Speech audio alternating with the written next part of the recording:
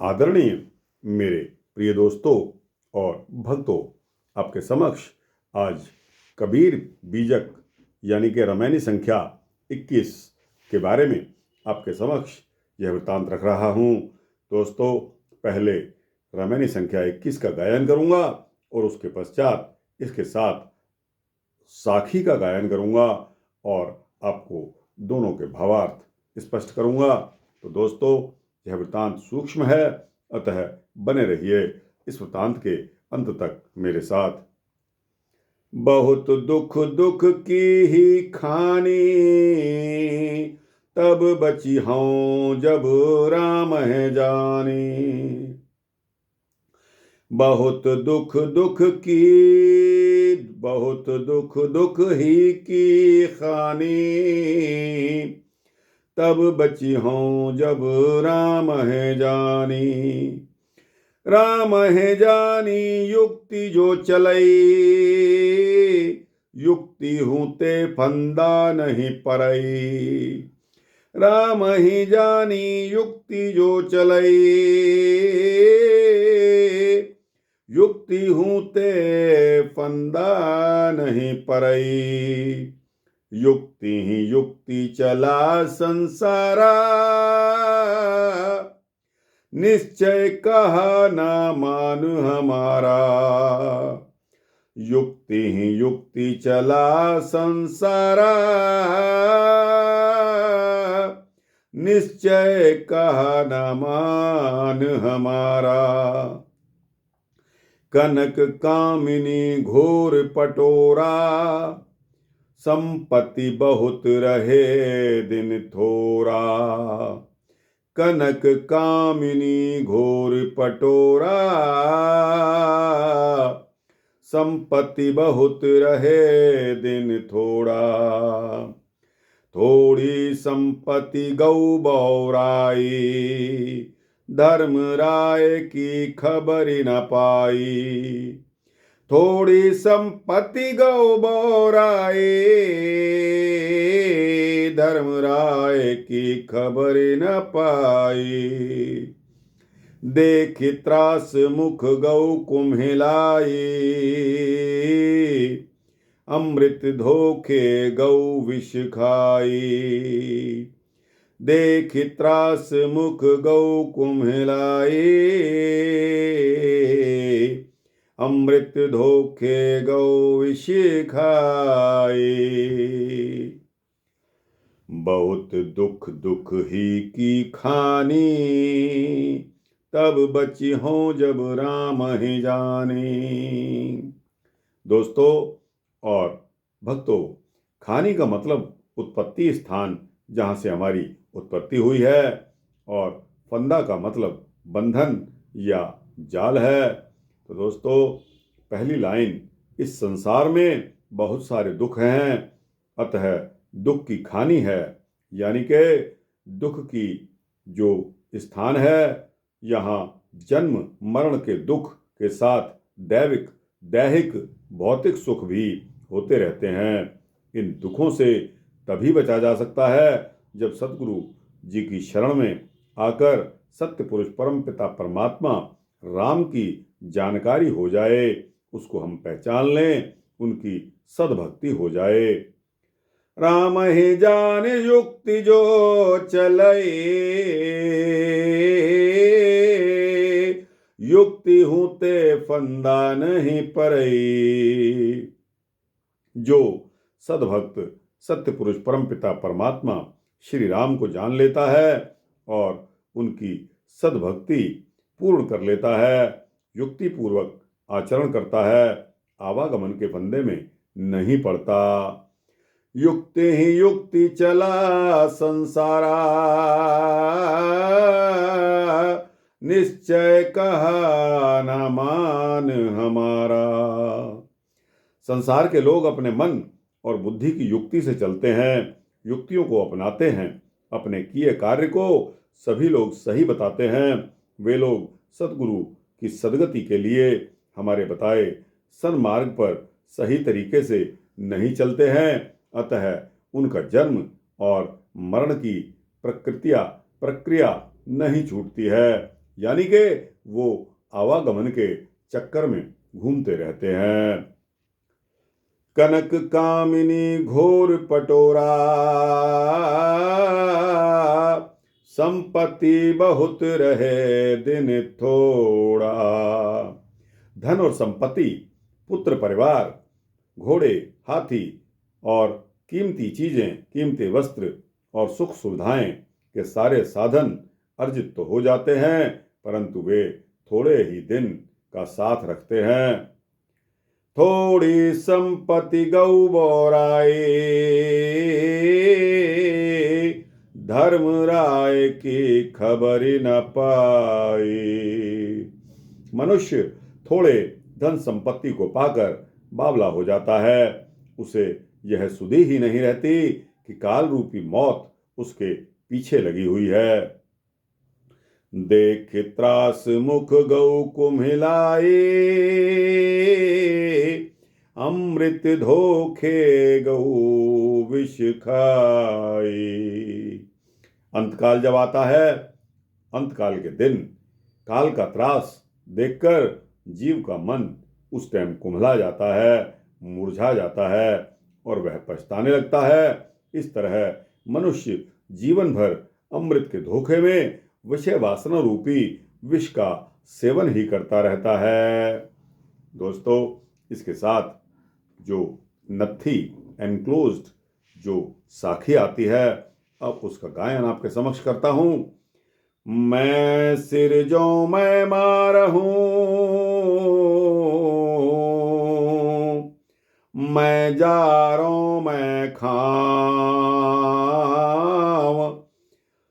जल थल नभ मह रमि रही, मोर निरंजन नाव। मैं सिर जो मैं मारहूं, मैं जारों मैं खाव, जल थल नभ मह रम रहो, मोर निरंजन नाव। दोस्तों, काल पुरुष कहता है कि मैं ही संसार में सृष्टि करता हूँ, मैं पालन पोषण भी मैं ही करता हूँ, मैं ही सबको मारता हूँ, मैं ही सबको ताप में भस्म करके खाता हूँ। पृथ्वी पर, जल में तथा आकाश में सर्वत्र मैं ही व्यापक हूँ। मैं काल निरंजन के रूप में सबके साथ हूँ। दोस्तों, आपकी पल पल की रिपोर्ट यह चित्रगुप्त काल निरंजन के जो एजेंट हैं, उनके जो रिप्रेजेंटेटिव हैं, वो आपकी हर पल आपकी गतिविधियों पर नज़र रखे हुए हैं। आपकी हर गतिविधि को नोट किया जाता है। और दोस्तों, जब इंसान श्वास छोड़ देता है, तब उसका लेखा जोखा होता है और उस लेखे जोखे के अनुसार उसकी फिर गति क्या होती है, उसको डिसाइड किया जाता है, उसका निर्णय किया जाता है, उस पर फैसला होता है। वह काल निरंजन के अधीन ही होता है। दोस्तों, यह वृत्तांत रामायणी संख्या 21 का यहाँ समाप्त होता है और अब आती है रामायणी संख्या 22। सोचा है कि इसको भी आपको सुनाता चलूं और साथ ही साथ इसका अर्थ भी हो जाएगा। तो दोस्तों, इसको भी शुरू करते हैं। अलख निरंजन लखै न कोई, जेहि बंधे बंधा सब लोई, जेहि बंधे बंधा सब लोई। अलख निरंजन लखै न कोई, जेहि बंधे बंधा सब लोई, जेहि झूठे सब बांधु अयाना, झूठा वचन साच करिमाना। जेहि झूठे सब बांध अयाना, झूठा वचन साच करिमाना। धंधा बंधा किन्ह व्यवहारा, कर्म विवर्जित बसै निनारा। धंधा बंधा किन व्यवहारा, कर्म विवर्जित बसै निनारा। घट आश्रम षट दर्शन कीन्हा, षट रस बास षट वस्तु चिन्हा। षट आश्रम षट दर्शन कीन्हा, षट रस बास षट वस्तु चिन्हा। चार वृक्ष छौ शाखा बखानी, विद्या अगिनत गण न जानी। चारि वृक्ष छौ शाखा बखानी,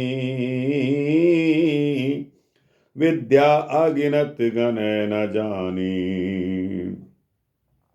औरो आगम कर विचारा, ते नहीं सूझे वार न पारा। औरो आगम कर विचारा, ते नहीं सूझे वार न पारा। जप तीरथ व्रत की जय पूजा, दान पुण्य की जय बहुदूजा। जप तीरथ व्रत की जय पूजा, दान पुण्य की जय बहुदूजा। यह रामायणी संख्या 22 प्रथम लाइन पर आते हैं। अलख निरंजन लखै न कोई, जेहि बंधे बंधा सब लोई। अलख निरंजन एक कल्पित ब्रह्म है, उसको हम कल्पित ब्रह्म मान सकते हैं। वे माया के संग रहते हैं, इनकी परख किसी को नहीं है। इसके बंधन में सब लोग बंधे हुए हैं कि जितनी अधिक से अधिक माया हो सके उसका संग्रह कर लिया जाए। जेह झूठे सब बांधु अयाना, झूठ वचन साच करिमाना। उसी माया के भाव बंधन में सभी लोग बंध गए हैं। लोग उन्हीं के धर्म ग्रंथों के झूठे सिद्धांत को सत्य मानते और समझते हैं। धंधा बंधा किन्ह व्यवहारा, कर्म विवर्जित बसै निनारा। इनके उपासक भक्त मानते हैं कि जीव नाना प्रकार के कर्म बंधनों में बंधा हुआ है। अलख निरंजन कर्मों से न्यारे हैं। उनके पास 4 प्रकार के मोक्ष हैं। सालोक्य, सारूप्य, सायुज्य और सामीप्य। यह मोक्ष उनकी भक्ति से मिलता है। अतः जीव उनकी भ्रमित भक्ति में ही कर्मरत है। षट आश्रम षट दर्शन कीन्हा, षट रस बास षट वस्तु चिन्हा। उनके धर्म गुरुओं के 6 आश्रम बनाए गए हैं। उन आश्रम वालों ने 6 दर्शन बनाए हैं। वे दर्शन हैं योगी, जंगम, सेवरा, सन्यासी, दरवेश और ब्राह्मण। उन्होंने 6 नामों के जाप से 6 रसों का आस्वादन किया। वे 6 रस महीनाद, निरंजन, सत्वनाम, सोहम, हु अल्लाहु और ओम, ये 6 आश्रम बनाए। वे हैं ब्रह्मचर्य, गृहस्थ, वानप्रस्थ, सन्यास, हंस और परमहंस। इन सभी ने इन 6 सिद्धांतों का निरूपण किया है। 4 वृक्ष छौ शाखा बखानी, विद्या अगिनत गण न जानी। अर्थात इन्होंने 4 वृक्ष रूप 4 वेद बनाए हैं। ये वेद हैं ऋग्वेद, यजुर्वेद, सामवेद और अथर्ववेद। उनको 6 शाखाएं हुई। वे हैं शिक्षा, कल्प, व्याकरण, निरुक्त, छंद और ज्योतिष। पल्लव रूप में अनगिनत विद्याएं और तंत्र मंत्र हैं। और आगम करे विचारा, ते नहीं सूझे वार न पारा, ते नहीं सूझे वार न पारा। अर्थात वे भूत, वर्तमान और भविष्यत तीनों कालों की अगम्य बातों को बताने वाले ज्योतिष शास्त्र का भी विचार करते हैं, पर इन्हें अलख निरंजन की वाणी का पारावार नहीं सूझता है। जप तीरथ व्रत की जय पूजा, दान पुण्य की जय बहुदूजा। जप तीरथ व्रत की जय पूजा,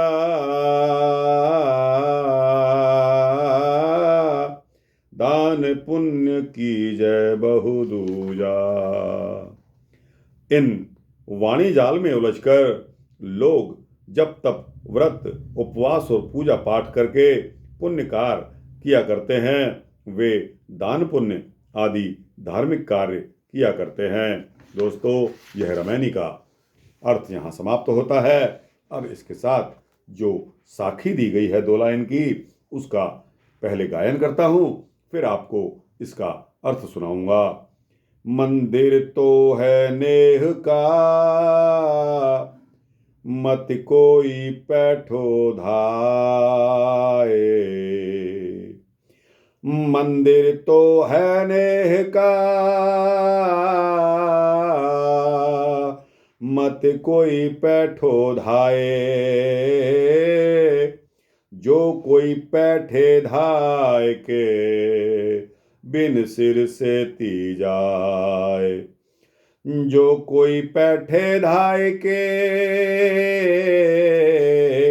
बिन सिर से ती जाए, बिन सिर से ती जाए। सतगुरु कबीर साहब जी कहते हैं कि मंदिर, मस्जिद और गिरजाघरों में जाकर पूजा करना भ्रमित भक्ति है। इनमें बिना विचार किए दौड़कर मत जाओ। जो कोई बिना विचार किए जाएगा, उसका सिर कट जाएगा अथवा वो नष्ट हो जाएगा। दोस्तों, यह वाणी इस प्रकार दी गई है कि विचार के ऊपर बहुत कुछ हमारा डिपेंड करता है, निर्भर करता है। दोस्तों, आपको पता है कि एक बार गुरु नानक साहब की साखी के बारे में सूक्ष्म बताता हूँ कि राजा ने गुरु नानक साहब को कहा कि चलिए हमारे साथ चलकर नमाज पढ़िए। अब दोस्तों, यहाँ नमाज पढ़ने का सवाल आता है और गुरु नानक देव तो अंतर्यामी थे। गुरु नानक देव ने तुरंत हाँ कर ली। दोस्तों, मस्जिद में उसके मंत्री और राजा खुद नमाज पढ़ने गए। तब गुरु नानक साहब नमाज पढ़ना शुरू करने लगे तो राजा और उसके मुख्यमंत्री की तरफ देखते रहे। तो दोस्तों, राजा अपने मन में नमाज पढ़ता हुआ सोचता है कि अब मैंने कौन सा उत्तम अरबी घोड़ा मंगाना है। अब अरबी घोड़ा ही मंगाऊंगा, और साथ में नमाज पढ़ता जा रहा है। इसके साथ ही उसका मुख्यमंत्री जो था, उसके मन में यह विचार आ रहा था कि मेरी घोड़ी ब्याहने वाली है और घोड़ी जब सू जाएगी तब पता नहीं घोड़ी उसका बच्चा पैदा होता है या घोड़ा पैदा होता है, यानी कि मेल पैदा होता है या फीमेल पैदा होता है। राजा ने मुझे यहाँ फंसा लिया है और घर वाले मेरा इंतज़ार कर रहे होंगे और मेरी घोड़ी दर्दों में होगी। तो दोस्तों, जब नमाज समाप्त कर दी गई तब राजा ने गुरु नानक साहब से पूछा कि आप तो कह रहे थे कि मैं नमाज पढ़ूंगा, और मंत्री जी ने भी पूछा कि आपने नमाज क्यों नहीं पढ़ी। तब गुरु नानक साहब ने उनको तपाक से उत्तर दिया कि राजा साहब तो ये सोच रहे थे कि नमाज तो मैं पढ़ रहा हूँ, अगर मैं उत्तम अरबी घोड़े मंगा लूँ तो मेरा राज्य में दबदबा बन जाएगा। और इसी तरह मंत्री को गुरु नानक साहब ने उत्तर दिया कि आपका ध्यान तो अपने घर में घोड़ी ब्याने का था कि वो पता नहीं मेल बच्चा देगी या फीमेल बच्चा देगी, और पता नहीं कितने दर्दों में होगी। तो क्या यही आपकी नमाज है कि आप नमाज पढ़ने में एकाग्रचित नहीं हुए और मुझसे पूछ रहे हो कि नमाज किस तक क्यों नहीं पढ़ी। मैंने इसीलिए नहीं पढ़ी कि आपकी तरफ मैं यही ध्यान लगाकर सोच रहा था कि आप एकाग्रचित क्यों नहीं हो। दोस्तों, यह मन की बात छीनने वाला यह वृतांत था। जब राजा ने और मंत्री ने यह सुना कि गुरु नानक साहब तो हमारे दिल की बात भी जानते हैं, दोनों के दोनों नतमस्तक हो गए। गुरु नानक साहब को उन्होंने गुरु मान लिया। तो दोस्तों, यहाँ कबीर साहब का भी यही मत है कि जो कोई बिना विचार किए जाएगा उसका सिर कट जाएगा और वो नष्ट हो जाएगा। अतः अपने मन में एक विचार रखिए, अपने मन में एक संकल्प रखिए कि हम कहाँ जा रहे हैं। दोस्तों, कहने को मूर्ति मात्र भगवान हैं, कहने को गुरुद्वारे में ग्रंथ साहब हैं, लेकिन दोस्तों वह आप ये मत सोचिए कि आप ज़्यादा सियाने हैं, आपकी बुद्धि अधिक चंचल है। हर कुछ, सभी कुछ नोट होता है। भावना और आस्था पर सभी कुछ निर्भर करता है। बिना विचारे अगर आप मंदिर, गुरुद्वारे, मस्जिद कहीं भी जाएंगे तो दोस्तों आपको पुण्य फल मिलने वाला नहीं है। आप अपने विचार को एकाग्र करिए, अपने विचार को कंसीडर करिए, अपना मन एकाग्र करके ही उस परम पिता परमात्मा के ध्यान में लगिए, तभी आपको पुण्य फल मिलेगा। दोस्तों, कड़वी बातें कुछ कड़वी ही होती हैं।